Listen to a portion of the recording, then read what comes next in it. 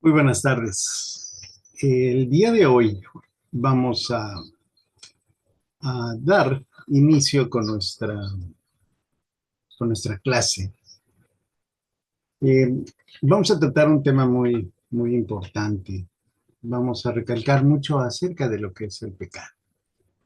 En nuestro tiempo actualmente el pecado se ve como algo normal. A las cosas buenas le llamamos malo y a lo bueno le llamamos perdón, a lo bueno le llamamos malo y a lo malo le llamamos bueno. Pero en fin, vamos a ver esto, por qué somos así como personas. Y como Santiago nos va llevando al punto donde nos demos cuenta de por qué pecamos y cómo las bendiciones de Dios vienen a nosotros. Así que vamos iniciando orando esta tarde.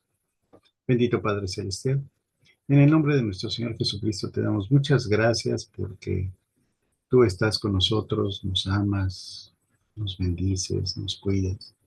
Y queremos pedirte que a través de este estudio abras nuestros ojos y nuestro entendimiento para que nosotros podamos entender mejor lo que es el pecado. Y no como el mundo lo vende, sino como tú lo tomas, como tú lo has visto, como tú lo enseñas. Porque lo que vale es tu palabra y no la nuestra. Somos soberbios, Señor. Somos altivos e ignorantes. Te pedimos perdón y te agradecemos por esta serie de estudios, que además están basados en tu santa palabra que ha sido dada por inspiración divina. Te damos gracias por ello y lo hacemos en el bendito nombre de nuestro Señor Jesucristo. Amén. Amén. Muy bien. Bueno, pues el día de hoy vamos a hablar acerca de los versículos 16 y 17 de este libro de Santiago, de su capítulo 1, que dice así: Amados hermanos míos, no erréis. Toda buena dádiva y todo don perfecto desciende de lo alto, del Padre de las luces, en el cual no hay mudanza ni sombra de variación. El tema de hoy es: todo lo bueno viene de Dios. La semana pasada estuvimos viendo acerca de la concupiscencia, los malos deseos, los malos pensamientos que tenemos. Y nuestra pregunta en nuestro estudio, la pregunta número 1 dice: ¿cómo termina el versículo 15? Y dice: da a luz la muerte. Pero, ¿qué dice el versículo 15? Habla del pecado. Cuando es consumado, como acabamos de leer, da a luz la muerte. Ahora, aquí tenemos una palabra muy interesante: muerte. En la Biblia se mencionan tres clases de muerte. Existe la muerte física que llega a todos los seres humanos y de eso estamos seguros, o sea, que usted y yo vamos a morir. Está la muerte espiritual, que es la condición del hombre perdido. Él está muerto en sus delitos y pecados. Como bien dijo el apóstol Pablo en Efesios capítulo 2, versículo 1. Y finalmente está la muerte eterna, que es el destino de la persona que muere como no creyente. La muerte principalmente significa separación. Por otro lado, por tanto, eh, para un no creyente, vamos a ver, mejor primero, para el creyente. Para un creyente significa que cuando el pecado ha nacido en su vida, eh, cuando se convierte en una acción, su comunicación o compañerismo con Dios se rompe. Se produce una separación. El apóstol Juan, en su primera carta, capítulo 1, versículo 6, dice: si decimos que tenemos comunión con Dios y andamos en tinieblas, mentimos y no practicamos la verdad.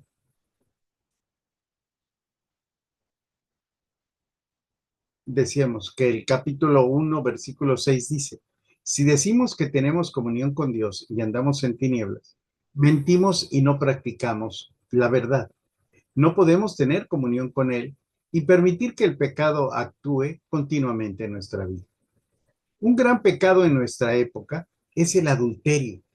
Es algo que cada persona ha tenido que enfrentar, al menos potencialmente, y no constituye algo nuevo. Pensamos el énfasis que hoy se da al sexo en nuestra sociedad, algunas modas o formas de vestir y las facilidades de medios contemporáneos para la libre comunicación entre las personas ha contribuido a la práctica de este pecado en mayor medida que en las generaciones anteriores. Por cierto, que este pecado, junto con el alcoholismo, ha hecho caer a grandes naciones del pasado.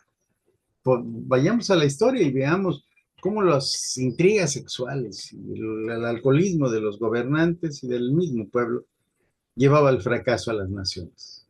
Un ejemplo es Roma. No cayó en un principio por un conquistador exterior. Su caída se originó desde dentro del imperio, porque éste fue carcomiéndose por el pecado. Grandes orgías se hacían. Resulta trágico hoy cuando las personas piensan que pueden evitar las consecuencias del pecado. Les es más fácil, como decía yo hoy al principio. Las personas a lo bueno le llaman malo y a lo malo le llaman bueno. Por consiguiente, cuando la pasión o el deseo ha concebido, como lo vimos la semana pasada, engendra el pecado.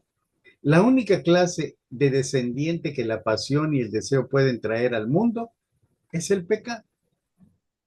Y a su vez, eh, este lo engendra el pecado, lo va envolviendo. El pecado provoca, por consiguiente, una separación en la relación de comunión y compañerismo con Dios. Si usted es un hijo de Dios, Él lo juzgará por ese pecado, a no ser que usted se juzgue por sí mismo. Fíjese bien, Dios lo va a juzgar, pero usted puede venir a arrepentirse. Conocemos muchas cosas de personas que pensaron que podían salirse con la suya, evitando las consecuencias del pecado, ignorando las enseñanzas de Dios reveladas en la Biblia. En muchos casos, la simple atracción física, presentada como un sentimiento de amor, ha dado lugar a relaciones que han malogrado el futuro sentimental de los implicados. En otros casos, también ha dado lugar a reuniones inestables, eh, dañadas desde un principio por el pecado y que con el transcurso del tiempo demostraron traer desamor, tristeza y finalmente lo irreversible, la separación, lastimadas ambas partes. En todos los casos, la felicidad, si es que la hubo, fue efímera. Es que las heridas producidas por el pecado solo pueden cicatrizarse con una confesión del mismo pecado.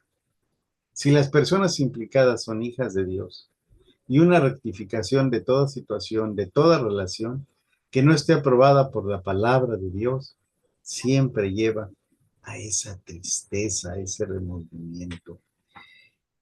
Ay, es muy difícil llevar una vida cuando no existe el perdón o cuando fue concebida bajo esas normas. Hay que, ¿cómo le diría mi amiga, mi amigo, mi hermana, mi hermano? Para limpiar esa situación, para renovar nuevamente los votos debido a eso. Se necesita madurez de ambas partes, pero ponerse sobre todo en las manos de Dios, que Él es el que perdona y sana las heridas. Pero tiene que haber un amor sincero, un arrepentimiento sincero y un perdón sincero. Porque aquí sí es, lo hiciste y me olvido. Nunca más volveré a acordarme de aquello. Ha quedado en el pasado. Ni tú te vas a acordar que me fuiste infiel, ni yo voy a acordarme que tú me fuiste infiel. Esto quedó como si nunca hubiera pasado. Ese es el verdadero perdón y el verdadero arrepentimiento. Y vemos que así como de esta manera actúa la tentación, hoy reviste las formas más variadas, maquilladas además por circunstancias muy bien explicadas y supuestamente justificadas, hasta el punto que pueden pasar casi desapercibidas. Recordemos, como dijimos la semana pasada, que la tentación no puede concebir, no puede engendrar hasta que se una con el deseo o una pasión en nuestra malvada y con nuestra malvada naturaleza humana. Es que en este mundo no hay una sola persona buena, no hay solo uno. Si usted o yo hacemos cosas buenas, no es porque lo seamos, sino porque Dios hace que nosotros tengamos esas actitudes. Porque de nosotros no hay amor, no hay sinceridad, hay maldad, hay codicia, hay perversión. A usted le puede parecer que soy exagerado, pero no, mi estimada hermana, hermano, lea la Biblia. Mi querido amigo, amiga, le quiero decir, no crea que usted es bueno. No lo quiero insultar de ninguna manera, pero Dios dice que no hay uno bueno en este mundo. Lo verdaderamente importante es que cuando se une estos factores, la pasión y nuestros malos deseos, se engendra la acción del pecado. Y el pecado finalmente nos conduce a la muerte. Y como dijimos anteriormente, si usted es hijo de Dios, rompe inmediatamente la relación de compañerismo con Él y se produce una separación. Recordemos que la palabra muerte primordialmente significa separación. Bien, entremos al estudio, donde Santiago empieza a decirnos, amados hermanos míos, no erréis. Cuando el apóstol dijo no erréis, la palabra que utilizó quiere decir divagar, desviarse, vagar de un lado a otro, ir sin rumbo fijo. Es como la oveja de la cual habló el Señor Jesucristo, esa oveja perdida en la cual Él fue a buscar, esa oveja a quien amó tanto. Y Santiago nos está diciendo que no nos desviemos, que no penséis que de alguna manera podemos evitar las consecuencias del pecado. Podemos recibir perdón, pero las consecuencias las vamos a llevar. La persona que tiene el hábito de pecar continuamente, podemos decir definitiva y categóricamente que nunca ha tenido una línea de comunicación con Dios. Nunca ha nacido espiritualmente de nuevo. Si usted le gusta el pecado, vivir el pecado y lo disfruta, perdóneme, pero usted no es hijo de Dios. Así de sencillo. Entonces está usted muerto en sus delitos y pecados. Por eso, Santiago claramente en la pregunta 3 nos dice, ¿qué significa que para usted la forma de pertenencia de Santiago, es decir, amados hermanos míos? Y algo muy importante por lo cual Santiago nos señala esto, que Santiago, a pesar de ser el medio hermano de nuestro Señor Jesucristo, no toma eso como un privilegio para sentirse más, sino que nos considera a nosotros sus propios hermanos. Por eso le afecta tanto y nos dice, no erréis. Ya vimos lo que quiere decir, errar, es desviarse, es divagar. El diccionario dice que es no acertar en algo, faltar a alguien, no cumplir con lo que se debe, fallar en un juicio o concepto, de tal modo de afirmar aquello que no es cierto, negar lo que es. Entonces, nosotros vamos viendo cómo el Señor nos va mostrando a través de la boca de los escritores del Evangelio, de los Evangelios, de las epístolas, de todo el Antiguo y Nuevo Testamento, nos va llevando a la condición de obedecer sus mandamientos. Todo esto con la idea de no pecar, precisamente para que no haya una separación de Él con nosotros, porque Él no puede vivir donde hay pecado, Él no puede soportar el pecado. Y olvídese de esa frase tan famosa que dice, que en la Biblia dice que Dios ama al pecador, pero aborrece el pecado. Eso no, eso lo dijo Mahatma Gandhi. Y Dios, claro que aborrece al pecador, claro que nos aborrece, pues somos seres pecadores que somos desobedientes totalmente con Dios. Él no quiere gente desobediente, Él no ama al desobediente, Él no ama al pecador, Él no ama al adúltero, al ladrón, al ratero, al borracho, no lo ama. Si Él es santo, Él es puro, pero nosotros, con la ayuda del Espíritu Santo, primeramente, Somos convencidos de creer en el Señor Jesucristo y arrepentirnos. Primero el Espíritu Santo viene a nosotros, hace que nos arrepintamos, hace que veamos que estamos en una condición de pecado tremenda y que necesitamos venir a los pies de Cristo, que es el único que limpia los pecados. Es entonces cuando verdaderamente tenemos una conversión con ayuda del Espíritu Santo y el perdón de los pecados por parte de nuestro Señor Jesucristo, que Dios nos puede ver y vivir en nosotros. De otra manera, que no le vengan a contar cuentos chinos. Si usted no se arrepiente de sus pecados y se aleja de ellos, nunca podrá ser un hijo de Dios. Somos criaturas de Dios, no hijos de Dios. Somos hijos cuando somos arrepentidos, cuando nos arrepentimos, perdón, de nuestros pecados, cuando el Espíritu Santo nos limpia, cuando Cristo vive en nuestro corazón, entonces Dios nos adopta como sus hijos.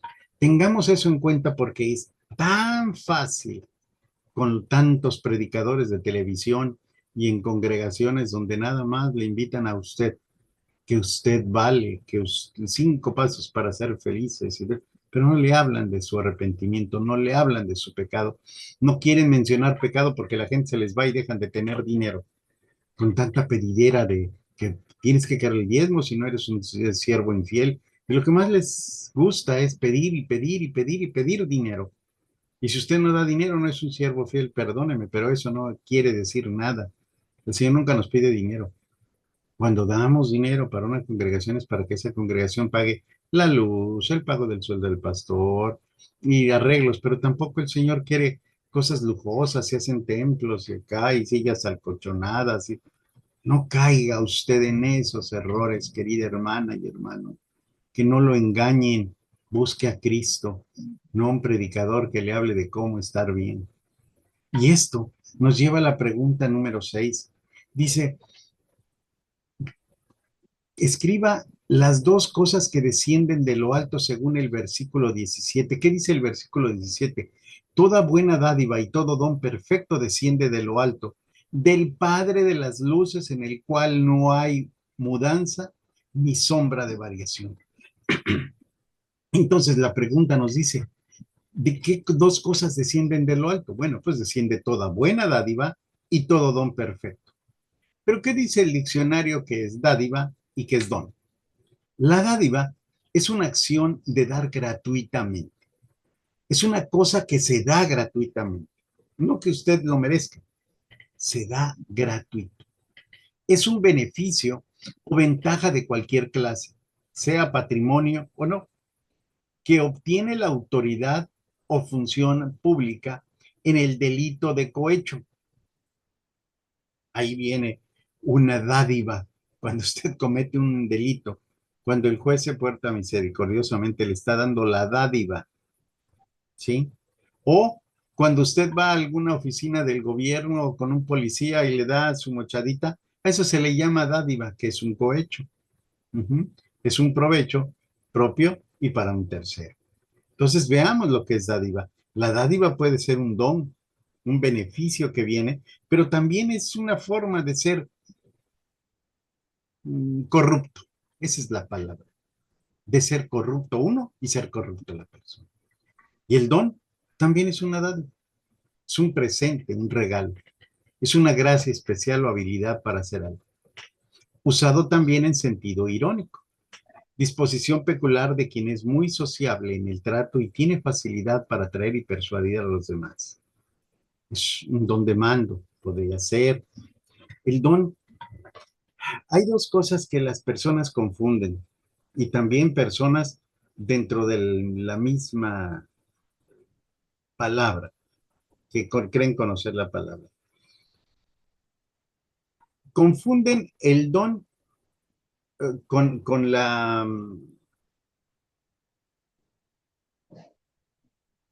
con una habilidad.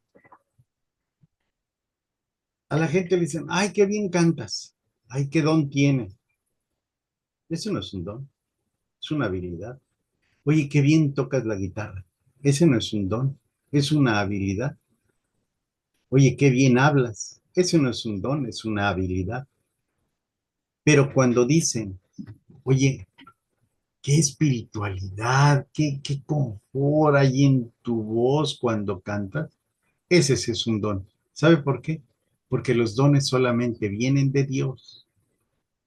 Lo demás, lo que traemos todos los seres humanos, son habilidades, talentos, pero los dones solamente son de Dios. Y siempre el usar esos dones, en la manifestación de esos dones en el ser humano, llevan a la exaltación y a glorificar a Dios. No lo lleva para uno. Vea usted, observe usted bien eso. El don glorifica a Dios. El talento, la habilidad, exalta al ser humano. Es la diferencia. Mire, un lado de la luna es oscuro y el otro lado tiene luz. Pero en Dios, estimado hermano, hermana, oyente, no hay un lado oscuro. En todos nosotros hay sombra. Usted y yo proyectamos una sombra. Se cuenta que Alejandro Magno había conquistado el mundo y regresó a Grecia. Fue a visitar a su antiguo maestro Aristóteles para contarle todo lo que había ocurrido.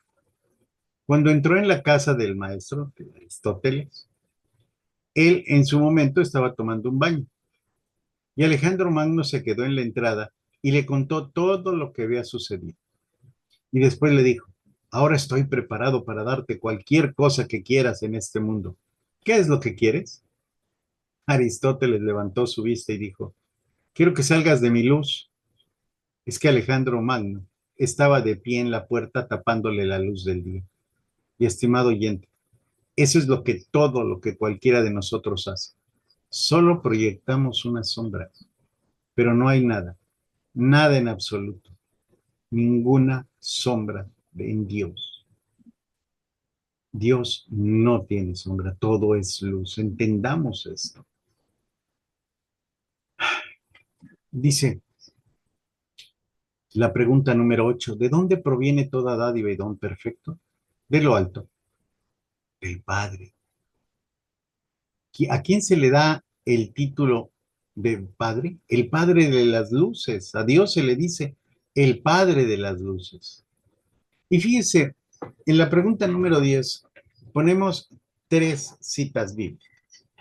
Primera de Timoteo 6:16, Juan 1:5 y Juan 1:5 y 7. Y dice así, Primera de Timoteo 6:16, el único que tiene inmortalidad, que habita en luz inaccesible, a quien ninguno de los hombres ha visto ni puede ver, al cual sea la honra y el imperio sempiterno. Amén. Adiós. A Dios no puede usted verlo. Ni siquiera los ángeles pueden verlo porque se tapan. Lea usted Apocalipsis. San Juan 1:5, la luz en las tinieblas resplandece y las tinieblas no prevalecieron contra ella. ¿Contra quién? Contra Cristo, contra Dios. No prevalecen, en ellos no hay sombras. Y Juan 1:5-7 dice, este es el mensaje que hemos oído de él. Y os anunciamos, Dios es luz y no hay ningunas tinieblas en él. Pero si andamos en luz, como Él está en luz, tenemos comunión unos con otros. Y la sangre de Jesucristo, su Hijo, nos limpia de todo pecado. ¿Se fijan ustedes lo que hemos estado hablando de cómo viene la concupiscencia en nuestro pensamiento, los malos pensamientos, los malos deseos? Todo eso empieza a generar tinieblas, empieza a generar oscuridad, nos tapa de esa comunión y comunicación con Dios. Hay una sombra, el pecado nos genera una sombra, ya no hay luz y por consiguiente hay esa separación. Y como decíamos, la luna tiene su lado oscuro, pero del otro lado tiene luz. Pero en Dios todo es luz. Así que cuando empecemos a pecar, si nosotros disipamos y llevamos esos pensamientos cautivos a Cristo Jesús, la luz está en nosotros y por consiguiente no pecamos. ¿Por qué? Porque nos está iluminando Dios. Nos está dando esa luz de sabiduría que vimos nosotros en capítulos anteriores, en versículos anteriores. Esa luz que viene de alto, esa dádiva que viene de lo alto, allí el Señor En él, en dos cosas no hay Dios, dice el versículo 17. Dice que en él no hay mudanza ni sombra de variación. Es decir, no, Dios no varía, Dios no cambia. Fíjese usted, en la primera frase de este versículo dice, toda buena dádiva y todo don perfecto desciende de lo alto. Es decir, que viene de parte de Dios, como lo hemos dicho. En algunas pólizas de seguros de vivienda, por ejemplo, en algunos países, que indica que el seguro no incluye ciertas cosas que pueden sucederle a una casa, un departamento, incluyendo cualquier acto de Dios. Así dicen en algunas pólizas de seguros. Fíjese usted, cualquier acto de Dios. Si usted le pregunta a la gente de seguros acerca de estas frases, ¿sabe qué le va a contestar? Dice, bueno, son ciclones, terremotos, maremotos o algún otro desastre natural. Fíjese, pero ¿cómo se puede culpar a Dios de ello? Por supuesto, la gente de seguros le va a responder que es una expresión del que ellos usan, ¿sí? Y que a través de los siglos hay muchas personas han considerado que Dios es el responsable de esas acciones destructivas de los elementos de la naturaleza, ¿sí? Entonces, fíjese usted de cómo algunas pólizas de seguros dicen así y lo atribuyen a Dios, ¿no? A que Dios le causa a usted un daño, un mal a través de las situaciones de la naturaleza, ¿no? Eh, Consideran a Dios que Él es el culpable de todo. Es más, a Dios lo hacen responsable de que uno sea codicioso, de que uno tenga deseos de poder y de otras cosas de características propias del hombre, que Dios nos hizo malos. No, ¿sabe qué? Todo lo bueno y perfecto que usted tiene, todo lo bueno y perfecto que usted tiene proviene de Él, nada más de Él. Usted puede contar cuántas bendiciones tiene el día de hoy. Fíjese, el calor del sol, en algunos lugares el calorcito ha estado bueno. La lluvia en algunos lugares ha sido fuerte. Un día nublado, un día brillante, la vegetación, el agua que usted bebe, el aire que respira, etcétera. Dios nos dio el aire puro. ¿Usted cree que con tanta contaminación que hay y todavía podemos seguir respirando? Dios nos sigue a través de no sé qué cosas hace nuestro organismo, que podemos seguir respirando a pesar de tanta contaminación y tantas cosas que hacemos nosotros. Y luego el agua, a veces la contaminamos tanto, pero nos ha dado la inteligencia, la sabiduría para que el agua llegue pura, pero también llueve, viene otra vez en el río y se purifica el agua a través. Y eso nosotros no lo tomamos en cuenta. Nosotros somos los que contaminan los caudales, el aire, todo, todo, todo. Pero todo lo bueno, todo lo positivo, todo lo saludable, todas las cosas positivas vienen de Dios. Dios es bueno y usted y yo sabemos en realidad que Él es bueno. No, no busquemos culpar a Dios de nuestras irresponsabilidades, de nuestros malos deseos, de nuestras codicias, de nuestros engaños. No culpemos a Dios. Véase usted. Dios le da la oportunidad, eso sí, de que usted recapacite y diga, la estoy regando, estoy haciendo mal, pero no culpe a Dios. Dios le ha permitido que usted tenga la oportunidad de arrepentirse para tener comunión con Él. No sea incrédulo, tampoco sea religioso, tampoco sea dogmático. Busque a Dios, Señor. La pregunta número 12 dice, ¿cómo se le llama a este atributo de Dios? ¿A cuál? Al atributo de en que en Dios no hay mudanza ni sombra de variación. Dice en Malaquías capítulo 3 versículo 6, que es la pregunta 2. Dice así el versículo. Pero yo Jehová no cambio. Por esto, hijos de Jacob, no habéis sido consumidos. Dios había prometido al pueblo de Israel que lo iba a cuidar y a pesar de todo lo que están haciendo las cosas, Usted vean las grandes atrocidades que está haciendo el pueblo judío. Aún así, Dios todavía no lo ha consumido, porque Dios no se arrepiente, Dios no se retracta, a pesar de que nosotros, como seres humanos, hagamos tontera tras tontera y vayamos en contra de sus principios y conceptos. A esto se llama inmutabilidad. Dios no cambia, es inmutable. Entonces, ¿por qué Santiago le dice a los hermanos, no erréis? La gran estrategia de Satanás es convencernos de que la búsqueda de nuestras concupiscencias corruptas de alguna manera producirá vida y bondad. Si recordáramos que Satanás solo viene para hurtar, matar y destruir, como dice en Juan 10:10, entonces resistiríamos las decepciones y tentaciones más fácilmente. Es una manera de resistir. Por eso nosotros no debemos entrar en esos conceptos. Nosotros la semana que entra vamos a ver otro versículo, en el versículo 19, que es el que continúa, nos dice, por esto, mis amados hermanos, todo hombre sea pronto para oír, tardo para hablar y tardo para irarse. Es algo que nosotros vamos a estar viendo, vamos a estar estudiando. ¿Por qué? Porque como acabamos de decir, Satanás viene para hurtar, matar y destruir. ¿Qué viene a hurtar? Nuestra relación con Dios, nuestra comunión con Dios. ¿Qué viene a matar? Nuestra alma, nuestro yo. ¿Y a destruir qué? A destruirnos, a llevarnos al infierno. Usted tiene que matar su yo, eso sí. ¿Qué es el yo? El ego,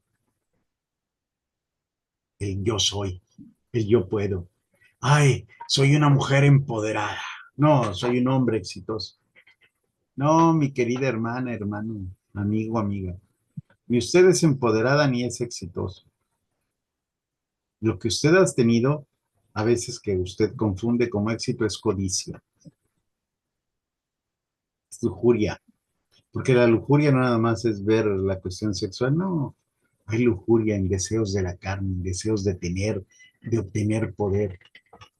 Ay, es que quiero lujuria, por ejemplo, es esas mujeres que se dedican tanto a verse tan bellas que despiertan la lujuria en el hombre. Quieren verse tan hermosas. Ay, soy divina, soy preciosa. ¿Sabe qué, mi querida amiga hermana? Cuando llegue usted a cierta edad, va a empezar a ver los problemas también por tanto ejercicio. Luego también su piel ya empieza a desgastarse. Sus músculos empiezan a aflojar, empiezan a salir arrugas. Y por más cremas esas que resanan aquí, se ponga usted, será solamente puro maquillaje. Pero todos tendemos a envejecer. ¿Y sabe qué es lo peor, lo peor, lo peor? Que estamos tan dedicados a nuestro éxito personal, a nuestra belleza física, a nuestros bien, a tener bienes materiales y todo, que nos olvidamos de lo principal. Lo que usted consiga aquí en la tierra, un cuerpo hermoso, un éxito, una empresa, un gran carro y todo, todo, todo es temporal. Todo va a pasar. Todo tiende a envejecerse. Todo tiende a pudrirse, a acabarse. Lo único que tenemos que conservar, verdaderamente hacer que tengamos éxito es ante Dios. Verdaderamente tenemos que hacer que nuestra alma se llene de riqueza espiritual. Porque tenemos otra vida, lo crea usted o no lo crea. Nada más hay dos lugares a donde vamos a vivir, el cielo o el infierno. Y eso depende de que usted obedezca o no obedezca. Yo quiero terminar con este resumen. La bondad de Dios permanece en contraste con las tentaciones a las cuales nos enfrentamos. Toda buena dádiva y todo don perfecto desciende de lo alto, del Padre de las luces, en el cual no hay mudanza ni sombra de variación. Él, de su voluntad, nos hizo nacer por la palabra de verdad, para que seamos primicias de sus criaturas. Primer punto. Toda dádiva, y todo don perfecto desciende de lo alto, de nuestra propia naturaleza caída y de aquello que nos puede seducir. No esperamos bondad, pero toda buena dádiva y todo don perfecto viene del cielo, de Dios el Padre. Por supuesto, la bondad definitiva de cualquier dádiva debe ser medida en una escala eterna. Algo que al parecer es solamente bueno, como ganarse la lotería, puede, de hecho, convertirse en nuestra destrucción. Luego dice que en el cual no hay mudanza ni sombra de variación. Vuelvo a enfatizar, la bondad de Dios es constante. En Él no hay mudanza, no hay lugar a la sombra. Él es Padre de las luces. El profesor de misionología y presidente del Departamento de Misiones y Evangelismo en Trinity Evangelical Divinity School, Paul K. Hilbert, nos dice, en el griego antiguo es en realidad el Padre de las luces. Las luces específicamente son los cuerpos celestes que iluminan el cielo, tanto de día como de noche. El sol y las estrellas nunca dejan de dar luz, inclusive cuando no podemos verlos. Cuando llega la noche, la oscuridad no es culpa del sol, pues el sol sigue brillando con la misma intensidad que antes. Es la tierra la que se ha apartado del sol y por eso viene la oscuridad. Lo mismo ocurre con Dios, nunca hay sombras en él. Esto significa que Dios nunca cambia. Entre los teólogos modernos hay algunos que están en una corriente que es llamada proceso teológico, que plantea que Dios está madurando y creciendo y progresando. Pero la Biblia dice que no hay mudanza ni sombra de variación en Dios. ¿Y por qué mencioné esto que hay algunos teólogos? Porque hay algunas personas que se ponen a estudiar la Biblia y que sacan libros, dan estudio de lo mismo, pero se basan en sus propios criterios, no en los criterios de la Biblia. Porque déjeme decirle, no hay ningún ser humano, ningún libro, ningún tratado teológico que le conteste a la Biblia. La Biblia se contesta a sí misma. Cuando usted tenga una duda con lo que dice la Biblia, busque en la misma Biblia. Le llaman concordancia. Buscar en otros pasajes bíblicos lo que me va a enseñar a mí lo que estoy leyendo. Entonces, cuando yo voy a la concordancia y reviso nuevamente la misma Biblia me contesta. Yo no necesito de otros argumentos, no necesito de otros libros para entender la Biblia. Solamente tres cosas necesito. Tener una Biblia y leerla. Dos, orar para pedirle al Señor sabiduría. Y tercero, decirle al Espíritu Santo que cuando yo tenga una duda, me indique cómo buscar en la misma Biblia la respuesta. Mi querida hermana, hermano, amigo, amiga que me está escuchando, vuelvo a repetirle los versículos 16 y 17. Amados hermanos míos, no erréis. Yo eso mismo se los digo a ustedes. Mis queridas hermanas, mis queridos hermanos, mis queridas amigas, mis queridos amigos, no erréis. Toda buena dádiva y todo don perfecto desciende de lo alto, del Padre de las luces, en el cual no hay mudanza ni sombra de variación. Yo le pido vehementemente que usted se acerque a Dios, que usted busque a Dios, que tenga ese deseo que el Espíritu Santo le está poniendo para que lo busque. Usted no está viendo este video por casualidad. Si se lo mandaron o lo vio porque lo encontró, lo buscó ahí en YouTube, no es casualidad. Dios quiere hablarle. Preste oído. Dígale, ¿qué quieres de mí, Señor? Dios tiene un plan para usted. No lo desaproveche. Dios quiere que usted venga a Él. Él está llamando. Escuche. Usted nunca va a ir a Dios.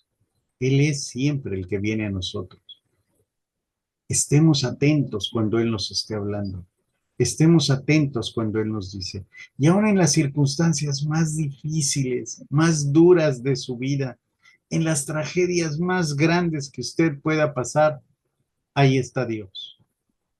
pero usted necesita abrir sus ojos espirituales, sus oídos espirituales, y verá que Él está acompañando.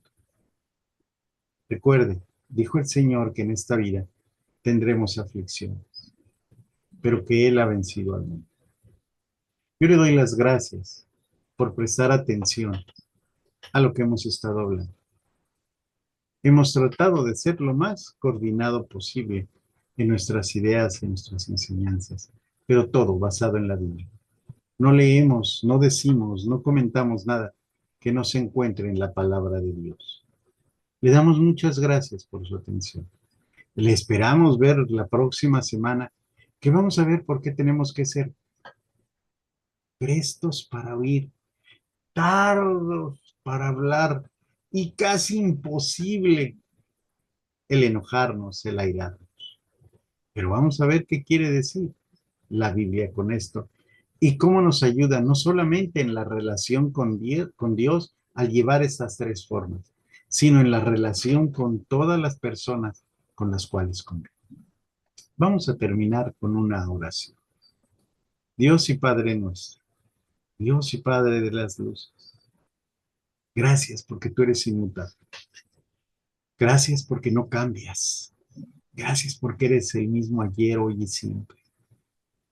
Gracias porque nosotros podemos acercarnos a ti, a tu trono, a pedirte ayuda, a decirte que somos débiles, Señor, a decirte que seguimos cometiendo pecados, errores, que seguimos siendo negligentes e intransigentes. Pero Señor, tú nos haces el llamado para que vengamos a ti y podamos ser libres de ese pecado.